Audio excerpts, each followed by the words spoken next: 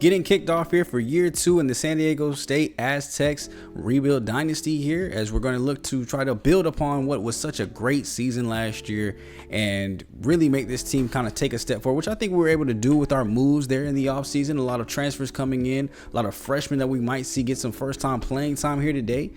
And one of the first things I went and did is upgrade myself. I finally opened the Tactician little tree branch here on the grid. Went ahead and upgraded a couple spots here for QB, the trenches for sure, O-line and D-line between the both of them. 7 out of the 8 upgrades went there. We got one for our receivers, we have one for our linebackers, and even went one on special teams because we do have a freshman kicker too as well that's going to be starting pretty much. And if it comes down to some kicks, I want him to be able to make those, have a lot easier of a chance of getting it. So of course here for like offensive line, defensive line, I want those to be almost completely maxed out because all the good ratings here are like the tier 3 and tier 4. Tier 1 and 2 typically don't do anything. Like for receivers here, it boosts their blocking. Offensive line here, I mean obviously blocking is pretty much the only thing they do. So all 4 of these were all really good on pass block and run block. But you don't really get like kicker here. You got accuracy up top, but then power's down at the bottom, which I think power might be a little bit bigger for us than accuracy. Now, of course, here goes our new recruiting board as we're getting some guys looked into. We have 50s across at least our top 5 here. A quarterback, halfback, 2 offensive linemen, and an edge rusher. And then threw in like a little extra 5 points here to the halfback as we finished scouting up everybody completely. Offered our scholarships to those first 5 as well. And through the bye week, you can see we're first place on a lot of these team schools as they all pretty much go into their top 8s. We see a couple guys here like, Rich here we're 6th, but kind of have our eyes locked in on another quarterback. Boat right here, we're 7th, who I would love to get an offensive lineman, but we do have a couple other options. 8th here at corner. And this is really kind of preliminary. And this is where we kind of start to build out what our new plan is going to be this year with 500 hours of scouting and a lot of 4 stars on our radars. We're going to definitely be pushing those a little bit more so than the 3 stars. You can see here with 120 hours left, he's a really good run blocker and pass blocker. And Eric Boatwright here, we're going to be competing with some big name schools like Texas and like some of these other guys. So definitely wanted to offer him a scholarship and give 10 points there. And we'll be kind of just using 10 hours across the board. I think a good strategy would be try to keep 5 guys that we're going all out with, 50 hours, at all times. And then whatever else we can kind of afford to spend, 25 here, 10 there to kind of build out that right side of the board that has all of what their interests are. So we can make a hard sell or a soft sell for things that actually benefit our school and our program. So for a lot of these players, that might be playing time, play style, and campus lifestyle, because apparently we got one of the best campuses in college football, which, San Diego is a beautiful city, so I imagine so. But playing time for a lot of these players is going to be, a huge thing because we don't have really good people at every position. So I think that'll help be our key factor, especially if it's a team need. That should always be like at an A+. Now, play style might be a little up and down because it's going to be depending on how we play, and that's going to be dependent on the gameplay. So here against FCS Northwest, it will be a great test to go ahead and warm us up for the season and get some of these freshmen a good look at the year. One of the things that I'm looking forward to doing here is getting our starters out there, building up a huge lead in the first half, and then letting our freshmen kind of basically compete for roster spots. See if it's worth wasting their freshman year to actually get them on the field, or redshirt them and have them come in next year fully ready to start. Because some of these guys, like I can't remember how we said we're going to call his name, but on Oswalo, the quarterback turned tight end, he's our starting tight end, so he's for sure not getting redshirt. He's our best option there. But there's going to be some other freshmen that we're going to be kind of looking at to see, can they make second team or even first team. So now it's up to the defense first to go ahead and get us started here today. You see Trey White, you saw him on the first play getting a sack. There's his second sack of the day, as that one's for a safety. We're starting off the day getting points on defense, as it looks like the defense, it was right to bring Trey White back, as he's going to be terrorizing quarterbacks all year long, hopefully, as he's on pursuit for that first round or second round draft pick stock. So another big year from him, and we might have our first draft pick in the first 2 rounds. Now, what we're really here to watch today, because I will say that most of these freshmen that we're looking at are on offense. Defense is a little bit harder to kind of test guys out and see if they're willing to make plays without losing. So we're mainly looking at guys on offense. Andrew Paul is actually one of them. He's our new recruit that we had transfer in.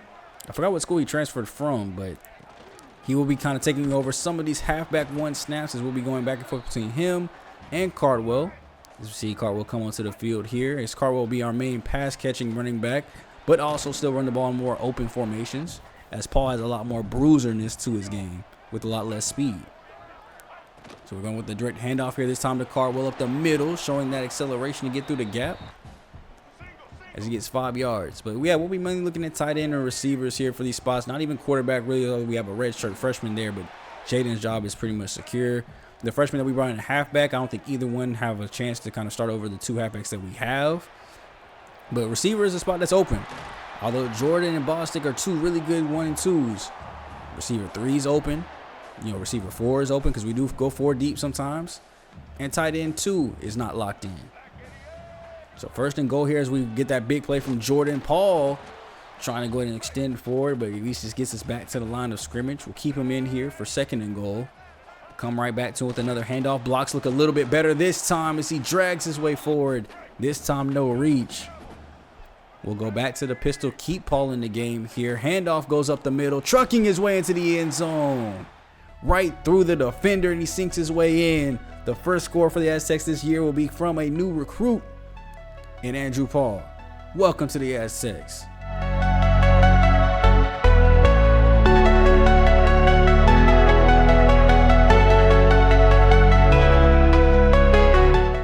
Getting to do it all in front of the home crowd too, as well. As after this game too, next we were going on the road to UCLA, so we really need a tune-up here for our offense. That's why I said first half. I would normally say probably even the whole game would be backups, but with such a big important game for us to really test how this team is next week, or not next week, but I think we have a bye. No, it is next week because we have a bye after that. So next week we're going to UCLA to try to take them boys out. We need the offense to at least be in shape, and we need our starters to play like they're balling. So you'll see the starting defense in pretty much the entire time, starting offense for this first half, as long as we can get this lead up. So right there off the edge, there goes Trey White again, his 3rd sack of the day. I think that one he came completely free off the edge, actually. Huge play there. I don't even think we sent a blitz in. As you know, this year we're going to be blitzing a lot. Man coverage defense is what we typically run. Yeah, he went straight off the edge, untouched, right for the QB. And that's how you start off the year. 3 sacks here early. Have to see how much more of him in the game we get to. 3rd and 10 here, dropping back. He almost gets there again, forcing a bad throw as that one's popped up. And we knock it down and lose. Now the offense gets to go back to work here, going right back to Andrew Paul here up the middle. Is one thing I've noticed with Paul, the vision isn't quite there like it is with Cardwell. So we might even still making that switch to let Cardwell be back number 1 and just bring Paul in on goal, like red zone territory type of plays. But I mean, still, even Cardwell's valuable in that spot, so that's not even like a guarantee. Drop back here. Look at Cardwell getting open here in the routes. Going to the outside. Spin move. Got him in a blender. Taken down to the 10. Cardwell looking fantastic here again today. Coming off of an almost Heisman level season. You know, a season like that, you would be like, did you just shuffle step without the ball being snapped? False start on offense. But after our almost Heisman winning season, you would think it'd be a clear-cut halfback 1, but the overalls are telling me something different, so I'm trying to look and see if I trust the overalls more than play. And we're going to see how good Andrew plays. That's why we're testing them 2 out here today. As that throw goes over the middle. First catch there by the rookie, Ntonzo Uwazla. I hope I'm saying his name. Well, I mean, I can't hope I'm saying his name right. He's a made-up character. So, regardless of what you say, his name is right in my book every time I say it, as Andrew Paul gets into the end zone. Once again scoring. Is that an injury? Move out the way. We're trying to celebrate this touchdown. And that's another thing, too, playing FCS school. Any injuries, you will just basically be out for the rest of the game. So, we're going to go and take out, I can't remember who that was there. I saw 74, but I didn't see a name. So, he'll basically be done for the day. Even if he can't come back, we're not going to let him. Just because we're playing FCS school. No reason for anybody to get hurt long term by trying to come back in. So we're already up 16-0 here. Throw goes out into the flats. Here's that blitz almost got in. And we're taking them down there 2nd and 14. Dropping back. Another quick screen pass to the tight end this time. Blockers are set up down the field. He gets the first down and more. From 2nd and 14 to the 30-yard line. Staying in the pistol look here, dropping back, and we get to him this time around. I can't remember who we put. Was it FCS West last year who ran basically like a triple option and it was giving us fits all game? This year, a much more conventional pass style as it's setting up for a lot of sacks, QB hurries, and interception attempts. As they go 3rd and 18 here, they're going to go under center with the I formation. Halfback toss pass will not work as they're trying to pull out anything to get some points on the board. So it's going to pull out a screen of our own. Cardwell wide open. Going to the outside. Double block there from the offensive lineman. Great spin move again. Offensive lineman's picking up double blocks. Cardwell showing off the shiftiness that he started last year with. And this might actually be able to save his legs too for the end of the season. So that's a great catch there by McClure. Still fighting out for that receiver 3 spot. But great pass here over the top. Again, that's Bostic with the grab. Oh no, that's not Bostic. Who was that? Ben Scolari? Trying to fight for wide receiver 3 spot too as well. Or wide receiver 4 possibly. Great play there as we go underneath to the tight end again. There is Walla making the play. Dropping back. Oh, that's wide open. Cupcake money there for the touchdown pass. Bostic is in the end zone for his 4th score of the year after winning that Blechner Award last year. Definitely going to still be looking for him. He is still wide receiver 2. Still going to be our number 1 slot. And still going to see big plays as long as Jaden can throw them. Going to bring Bostic in motion after the bad play this time around. Firing this out to his halfback, and it's picked off. Great defensive play by Northwest. I can't remember if it says the names here. We're just going to call them the Broncos, or maybe it's the Stallions. We're going to call them the Stallions. Yeah, the Stallions. They ain't playing hard enough to be called the Broncos. But the defense did get a stop there, getting an interception here right before the 2-minute warning. So now they're going to look to try to score here. Throw goes over the middle, wide open to his receiver. Got to go shotgun here. Trips to the left. Dropping back. Fires it over the middle. Testing the safety. And he's in there. Cox was back in coverage. Just basically watched the defender catch that one and go into the end zone. And I'll let you guys know what happened. I held triangle to go for the pick, but I guess I had it a little too early. So that being the last play of the first half, we're going to go ahead and start to see the backups come in. So that means Keontae Gaddis will go ahead and come in. We're going to also go ahead and bring in guys like Charles Spielman. Parker Threat will also be coming in. Amir Yelich will be coming in. You also see, what is his? Nwasu? Prince Nwasu. And his first name, Prince, is kind of hard, but Prince Wasu also coming in. And Hankins, who we normally see on kick returns, he will actually get some receiver snaps here too, as well as everybody. All 6 of these guys are competing to see if any one of them can be wide receiver 3 or 4. So you'll be seeing them here for the whole second half. Jaden will be the one still throwing them the rock, so no excuses on quarterback play or offensive line plays. All the starters are basically in. As it'll be Parker making the first catch here for the backup receivers. Dropping back out to the screens. We're letting Paul see if he can handle a screen. This is kind of like a backup move here. Pretty good run after catch. And he slipped through the tackle. We're going to still move Cardwell out here. Give a chance for our receivers to get open. Throw underneath. Great catch, and he holds on to the rock. That's Parker again. Moving him in motion this time. Defense reacts to it, so he's got him looking at him. Throw's going to go out here to Gaddis. Double hits his hands, and he can't hold on. Almost had a chance for his first touchdown. It won't be here. We're going to drop back, rolling to the left, looking for him again. This time, he's wide open. Better play set up here for him, and Gaddis making his first career touchdown of his young, hopefully long and prosperous career here with the Aztecs. He's somebody that we're looking to possibly take over that role when our guys decide to leave. Jordan, Bostic, I think they're both in their senior years, so hopefully they can get drafted to help that draft stock and pro potential, but we got to find their replacements this season. Dropping back, looking, finding our tight end here over the middle, and he drops it. So we're taking out the backup tight end too as well. The other athlete, quarterback turned tight end, to see if maybe he can make some plays as well to garner maybe a tight end 3 or tight end 2 spot. Maybe have 2 freshmen playing tight end. Dropping back here, looking, finds the receiver late. As that was Gaddis, he get held up there for a second, so bad route. Good catch and rack yardage after, though, to make sure that we got the first. Otherwise, he was about to be benched. Dropping back here, going right over the middle again. Is that Hawkins? Into the end zone. Not Hawkins, Hankins. From kick returns to showing that he can still catch the rock and score 2 as well.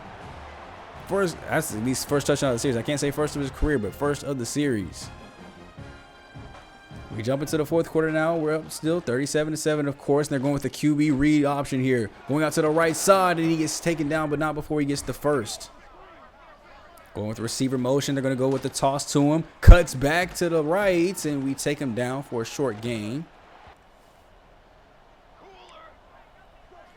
Dropping back here again. Oh, that's another read option out to the right side. Moving his legs, and he gets cracked. Yeah, if you're going to run them read options, you better be able to go in and get moved. And that's something we actually got to watch for here. As we know that UCLA from last year, they do like to run a lot of read options. I think Nico is still at quarterback there. He did not transfer in this series mid-season like he did in real life. Well, I guess he didn't really transfer, but, you know, they're not booty cheeks like they were in real life, forcing him to regret his transfers. They're going to go with the handoff here. As I'm over here laughing at good times about UCLA, they're running right past us here, trying to say, don't forget, we're still here to play. Touchdown there for the Stallions.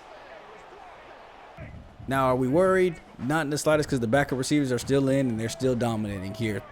Up 37-14. Looking, we would normally go halfback here, but test out our receivers. Why not? As Amir Yelich catches his first catch of his career.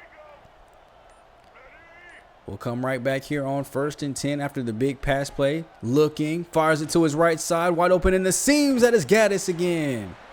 Big catch from him, and Jaden's, he's feasting from this. Testing out the receivers, 380 yards, 3 touchdowns already. Maybe we try to get him to a Heisman Award winning season here as Yelich drops the pass. He was open for the touchdown, but instead we'll have to go underneath to somebody else that wants it. Hankins, his second touchdown of the day. He's getting his chance to play and making sure he stays in that receiver depth chart. Being up 44-14. Obviously, we're not trying to run up the score, but I got to test my receivers out some way. So going with a new formation here, new play that we have almost rarely run. Throwing off the run there too. Is that Prince making his first catch? He finally gets into the action. So good for him making the play there. We're going to drop back here looking. Rolling to his right. Nobody's getting open. Fires it to the back corner of the end zone, and it's caught. Spielman making his first introductory catch, and it's a touchdown. His first of his career. And we go ahead and blow out FCS Northwest as we should. 414 yards and 5 touchdowns for Jaden in the route here today. 51-14. And I got to say, I was impressed by a lot of our players. Trey White did what he did. He's going to be a phenomenal edge rusher, but I'm surprised he jumped out today with 3 sacks to begin the year. Jaden had me worried with the 2 interceptions, but picked it up there a little bit late. And every receiver showed out and balled out here today. There was a couple instances where we had some guys not doing necessarily the best. But yeah, 32 for 40, 414 yards, 5 for 2 on that touchdown interception split. Rushing here, Paul 3.7 to carry, and Carbo only had 3 attempts. So that's a little concerning on the yardage per carry against a team of this caliber, but we'll see if we can get that fixed or if we make the switch to put Carbo back to full-time starter. But here goes on Walu, 5 for 52. Here on the day, no drops. Parker Threat, 4 for 36. Carbo had 4 catches. Gaddis, 3 for 57 and a touchdown, no drops. Hankins, 2 for 23, 2 touchdowns, no drops. Ben Scolari, 2 for 36. Spielman only had that 2-yard catch there, but it was a touchdown.